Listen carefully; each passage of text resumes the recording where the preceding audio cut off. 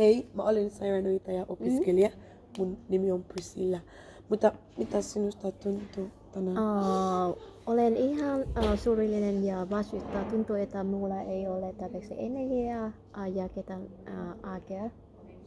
Joo, voitko sanoa muu oireita tai lisää? Joo. Muutama päivä sitten mulla on ihan univaikeuksia, kehitysvaikeuksia ja vaikuttaa terveydessä. Mun ruokahalli on vähentynyt myös ja mä luulen, että mä oon ihan väsynyt ja aatunut ja mulla on ihan oireita. Esimerkiksi pääsänkiä, pahoinvointia ja lihakipuja myös. Okei, kuulostaa todella kuormittavalta. Miten tasapainotyön ja perheen? Mulla on 3 lasta, josta yksi on kehitysvammainen ja mun pitää tehdä ihan yliöitä ja työskentele kotona myös.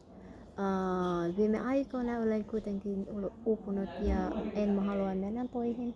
Sitten mä ja usein pitkä aika synkyn aamulla. Okei, mutta tunnuutko sun työaika, onko se sopi tai hei, how do you... Joo, onko se sopi tai hei? Ei todellakaan. En mä löytänyt tasapainoa perheeni ja työn välillä. Joskus mä koen syyllisyyttä sitä, että en mä vietä tarpeeksi aikaa perheeni kanssa. Miten hälistet näitä oireita? Mä yritän olla ihan valva ja mä ajattelen, että mun vaan täytyy puskea eteenpäin. Mutta tunnetko sinä tarvitset lisää apua? Se oli tosi hienoa, mutta mä luulen, että ei kukaan voi auttaa minua. Joo, hei.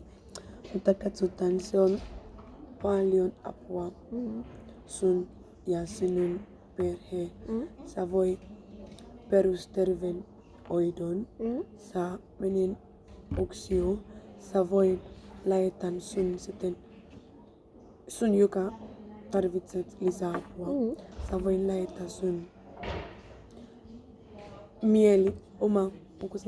mielenterveyshoidon. Mutta sinä voit tehdä itsehoitoa, mutta se on saatu vielä. Joo. Heito. Kiitos paljon avusta.